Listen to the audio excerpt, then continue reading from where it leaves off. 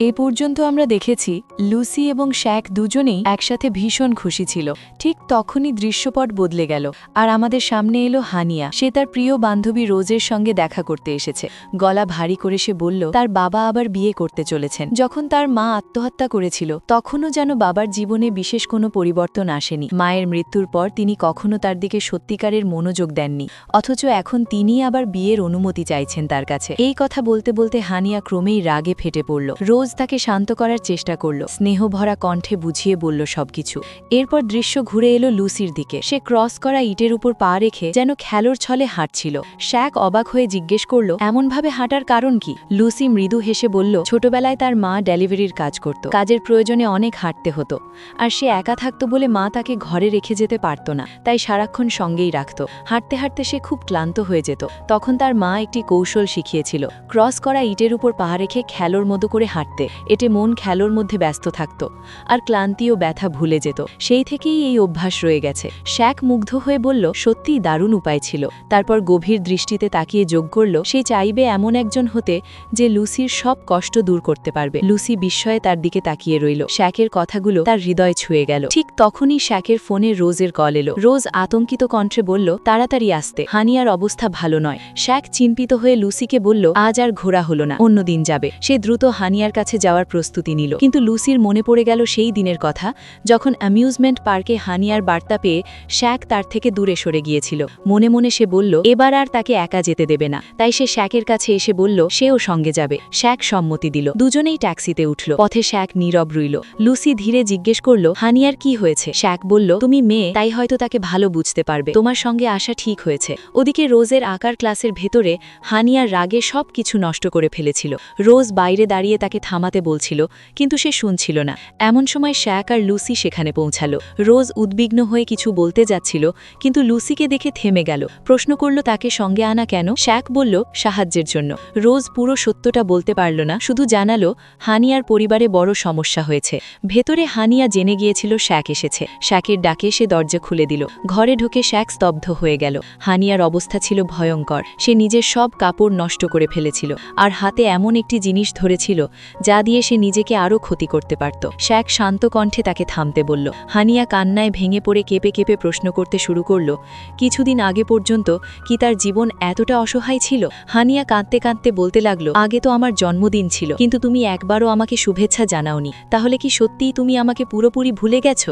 তুমি তো জানো আমি তোমাকে কতটা পছন্দ করি, কিন্তু আজ তুমি আমার চিন্তায় এখানে এসেছো, তার মানে কি এখনো তুমি আমাকে ভালোবাসো, তাই না? শ্যাক কোনো উত্তর দিল না। হানিয়ার হাতে যে জিনিসটি ছিল সেটি সে ধীরে তার হাত থেকে নিয়ে নিল। ঠিক তখনই রোজ ঘরে ঢুকে এলো। লুসিকে দেখেই হানিয়ার রাগ যেন আরও বেড়ে গেল। সে অবাক হয়ে প্রশ্ন করল শ্যাক তাকে সঙ্গে করে কেন এনেছে। তারপর হাত জোর করে মিনতি করতে লাগলো, শ্যাক দয়া করে আমার জীবনে ফিরে এসো, আমি তোমাকে ছাড়া থাকতে পারি না, তোমাকে অন্য কোনো মেয়ের সঙ্গে দেখতেও পারি না। এত কথা বলতেই হঠাৎ সে সেখানেই অজ্ঞান হয়ে পড়ল। তিনজনই আতঙ্কে ছুটে এলো। শ্যাক তাকে কোলে তুলে দ্রুত হাসপাতালে নিয়ে গেল। এরপর দেখা গেল হানিয়া হাসপাতালে ভর্তি আছে। রোজ শ্যাককে বলল তার সঙ্গে জরুরি কথা আছে। তারা দুজন বাইরে এলো। লুসিও সেখানেই ছিল। রোজ সরাসরি জিজ্ঞেস করল স্কুলের সময় তুমি আমাকে আর হানিয়াকে উপেক্ষা করতে, এখন এখানে কেন এসেছ? লুসি শান্ত গলায় বলল কাউকে উপেক্ষা করার কোনো ইচ্ছে তার ছিল না। সে খুব একটা মিশুক ছিল না, আর তার এক বান্ধবী তাকে বলতো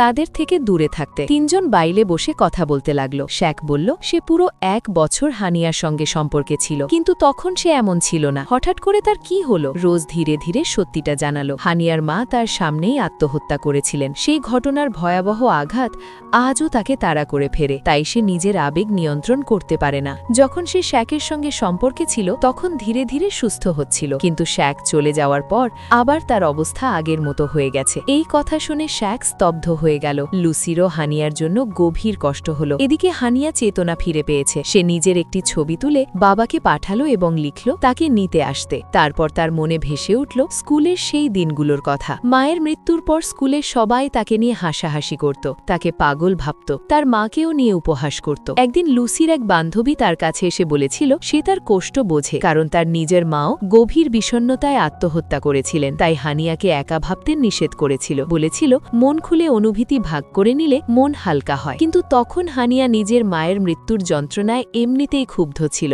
সে চিৎকার করে বলেছিল সে পাগল নয়, কেউ যেন তাকে পাগল ভাবার সাহস না করে। মেয়েটি অনেক বুঝিয়েছিল, তার কথার অর্থ তা ছিল না, কিন্তু হানিয়া শান্ত হয়নি। শেষ পর্যন্ত সে চলে গিয়েছিল। রাগে ক্ষোভে হানিয়া তখন ডাস্টবিনের বাক্সে নিজের হাত আঘাত করতে করতে নিজেকেই আঘাত করেছিল। তখন রোজ এসে তাকে জড়িয়ে ধরে শান্ত করেছিল। কাঁদতে কাঁদতে হানিয়া জিজ্ঞেস করেছিল রোজ কি তাকেও পাগল ভাবে। রোজ তার চোখে চোখ রেখে বলেছিল না, সে কখনোই তাকে তেমন ভাবে না। সে শুধু জানে হানিয়ার হৃদয়ে জমে আছে অগণিত না বলা ব্যথা, আর সেই ব্যথাই তাকে এমন করে তোলে। রোজ মৃদু হেসে বলল আমি এমনটা কেন ভাববো, আমি তো তোমারই খেয়াল রাখি। হানিয়া কাপা কণ্ঠে জিজ্ঞেস করল তুমি কখনো আমাকে ছেড়ে চলে যাবে না তো? রোজ তার হাত শক্ত করে ধরে আশ্বাস দিল কখনোই না। তারপর সে হানিয়াকে নিয়ে মেডিকেল রুমে গেল, তার আহত হাতে ব্যান্ডেজ করাতে। বর্তমান সময়ে ফিরে দেখা গেল রোজ শ্যাককে অনুরোধ করছে দয়া করে আবার হানিয়ার জীবনে ফিরে আসো, এই সময় তার সবচেয়ে বেশি তোমাকেই প্রয়োজন। শ্যাক কোনো উত্তর দিল না, শুধু লুসির দিকে তাকিয়ে রইল। লুসি ধীরে উঠে দাঁড়ালো, যেন নীরবে শ্যাককে হানিয়ার পাশে রেখে চলে যেতে চাইছে। তখন রোজ তীক্ষ্ণ কণ্ঠে প্রশ্ন করল আজ হঠাৎ এত ভালো মানুষ সাজার অভিনয় কেন? লুসি শান্ত স্বরে বলল হয়তো তুমি আমাকে ভুল বুঝেছ, কিন্তু তার মানে এই নয় অন্যের সমস্যার দায় আমার ওপর চাপাবে। প্রত্যেকের জীবনেই আলাদা সমস্যা থাকে, কেউ কারো ব্যথার ভেতরে জোর করে ঢুকে সমাধান করে দিতে পারে না। আমাদের নিজেদেরই শিখতে হয় কষ্ট সামলাতে। এই কথা বলেই সে সেখান থেকে চলে গেল। বাইরে বেরিয়ে লুসি গভীর বিষণ্ণতায় হাঁটতে লাগলো। তার মনে হচ্ছিল হয়তো সে আবারও শ্যাককে হারালো। ঠিক তখনই বালির ফোন এলো। বালি জানতে চাইছিল তার ডেট কেমন চলছে। লুসি যখন বলল সে এখন একা, বালি অবাক হয়ে বুঝে গেল নিশ্চয়ই কিছু একটা ঘটেছে। পরের দৃশ্যে দেখা গেল শ্যাক হানিয়ার পাশে বসে আছে। হানিয়া অনুনয়ের স্বরে বলছে দয়া করে আমাকে আবার ছেড়ে যেও না। তখন শ্যাক লুসির বলা কথাগুলোই যেন পুনরাবৃত্তি করল। প্রত্যেকের জীবনেই সমস্যা থাকে, আর সেগুলো আমাদের নিজেদেরই সামলাতে হয়। আমাদের ছাড়া কেউ আমাদের কষ্ট কমাতে পারে না। হানিয়া তৎক্ষণাৎ বলল এসব কথা নিশ্চয়ই লুসি তোমাকে বলেছে, আগে তো তুমি এমন কথা বলতে না। শ্যাক ধীরে বলল না, লুসি কারণ নয়, শুধু এতটুকু তোমার সঙ্গে থাকতে গেলে আমাকে সব সময় কঠোর হয়ে থাকতে হতো, কিন্তু লুসির সঙ্গে থাকলে আমি যেমন ঠিক তেমনই থাকতে পারি। তোমার অবস্থার জন্য আমার খুব খারাপ লাগে, তোমার সুখে দুঃখে আমি পাশে থাকব, কিন্তু সম্পর্কে আর ফিরতে পারবো না। হানিয়া আর কিছু বলল না, নিঃশব্দে শুয়ে রইল। দৃশ্য বদলে গেল। লুসি ফোনে বালিকে সব জানিয়ে দিয়েছে। কল কেটে যাওয়ার পর সে চোখের জল মুছছিল। ঠিক তখনই শ্যাক ফিরে এলো। কাছে এসে জিজ্ঞেস করলো তুমি কি ঠিক আছো? কিন্তু লুসি কোনো উত্তর দিল না, মুখটাও দেখালো না, চুপচাপ সরে যেতে লাগলো। অন্যদিকে রোজ খাবার নিয়ে হানিয়ার কাছে এলো। জিজ্ঞেস করলো শ্যাক কথায়। হানিয়া তিক্ত হাসি হেসে বলল লুসির কাছে। বর্তমানের মানুষ এসে গেলে পুরনোদের সবাই ভুলে যায়। রোজ কথার মোড় ঘোরাতে চেষ্টা করলো। হানিয়া যে কোল্ড ড্রিঙ্কস চেয়েছিল সেটি এগিয়ে দিল। ক্যান হাতে নিয়ে হানিয়ার মুখে একটুখানি হাসি ফুটল। সে বলল আমি তো তোমাকে কখনো বলিনি এই পানীয়টা এত পছন্দ কেন। তারপর ধীরে ধীরে অতীতের এক গল্প বলতে শুরু করলো। একসময় যখন সবকিছু ভেঙে পড়ছিল, তখন এই ছোট্ট স্বাদটুকুই তাকে সামান্য শান্তি দিত। অতীতের সেই সময় হানিয়া প্রায়ই অসুস্থ হয়ে মেডিকেল রুমে থাকত।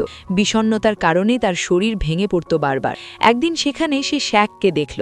শ্যাক তার এক বন্ধুকে নিয়ে এসেছে যার পায়ে চোট লেগেছিল। ব্যথায় সে বন্ধুটি জোরে জোরে চিৎকার করছিল আর শ্যাকের সঙ্গে হাসি ঠাট্টাও করছিল। তাদের শব্দে হানিয়ার মাথা যেন ফেটে যাচ্ছিল। বিরক্ত হয়ে সে চেঁচিয়ে উঠল, দুজনকে চুপ করতে বলল। শ্যাক সঙ্গে সঙ্গে তার কাছে এসে ক্ষমা চাইল, কিন্তু হানিয়া রাগে কোনো উত্তর দিল না। কিছুক্ষণ পর শ্যাক একটি পেপসির বোতলের গায়ে ছোট্ট করে সরি লিখে রেখে চলে গেল। পরে হানিয়া যখন সেটি দেখল, তার মনে অদ্ভুত এক উষ্ণতা ছড়িয়ে গেল। এই প্রথম কেউ তাকে করুণা নয়, সম্মান দেখিয়েছিল। সেই মুহূর্ত থেকেই পেপসি তার প্রিয় হয়ে উঠল, আর শ্যাকের প্রতি তার ভালো লাগা ধীরে ধীরে গভীর হতে লাগল। পরের দিন দেখা গেল শ্যাক বাস্কেটবল খেলছে। চারপাশে অনেক মেয়েই দাঁড়িয়ে তাকে দেখছে। হানিয়া, রোজ, রুচি, এমনকি লুসিও। রুচি শ্যাকের জন্য পানি নিয়ে এসেছিল। লুসি দূরে দাঁড়িয়ে তাকিয়েছিল, এতটাই মগ্ন যে হাতের কাগজগুলো অসাবধানে মাটিতে ফেলে দিল। সে নিচু হয়ে সেগুলো কুড়োতে লাগলো, কিন্তু চোখ বারবার শ্যাকের দিকেই চলে যাচ্ছিল। খেলা শেষ হলে শ্যাক কারো হাত থেকে পানি নিল না। তখন হানিয়া এক ছেলের হাতে কোল্ড ড্রিঙ্ক পাঠিয়ে দিল শ্যাকের কাছে।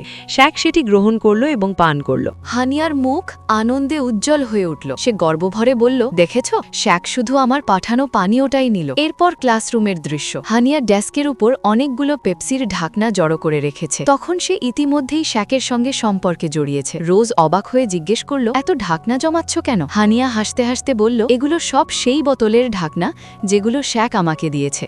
যখনই সে আমাকে গণিত শেখায় তখনই একটি করে বোতল দেয়। হানিয়ার অভ্যেস ছিল জোরে জোরে শ্যাকের কথা বলা, ফলে লুসি সহ পুরো ক্লাসই সব শুনে ফেলল। কেউ কেউ মজা করে বলল, ইস, যদি আমরাও শ্যাকের কাছে গণিত শিখতে পারতাম। হানিয়া সঙ্গে সঙ্গে বলল, সমস্যা নেই, আমি বলবো যেন একদিন আমাদের ক্লাসে এসে সবাইকে শেখায়। মেয়েরা খুশিতে হেসে উঠল। কিন্তু সময় যত এগোলো, শ্যাক আর হানিয়াকে একসঙ্গে দেখে লুসির মন ততটাই আহত হতে লাগল। তার ভালোবাসা ছিল বহু বছরের পুরনো, কিন্তু নিয়তির খেলায় শ্যাক প্রথমে হানিয়ার হাতই ধরেছিল। বর্তমান সময় ফিরে রোজ দীর্ঘশ্বাস ফেলে বলল, কে জানতো আমাদের স্কুলের সেরা ছাত্রী একদিন কলেজে এসে তোমার প্রেমের প্রতিদ্বন্দ্বী হয়ে উঠবে। দৃশ্য আবার বদলালো। শ্যাক লুসির সঙ্গে কথা বলতে চাইছে, কিন্তু লুসি মন খারাপ করে আছে। সে বারবার বলছে শ্যাক যেন হানিয়ার কাছে ফিরে যায়, অথচ শ্যাক কোথাও যাচ্ছে না, বরং লুসিকে শান্ত করতে নিজের হাতের দস্তানা খুলে তার হাতে পরিয়ে দিতে চাইছে। ঠিক তখনই লুসির মা তাদের দুজনকে একসঙ্গে দেখে ফেললেন। তিনি বিস্ময়ে স্থির হয়ে গেলেন, কারণ শ্যাক এবং তার পরিবারকে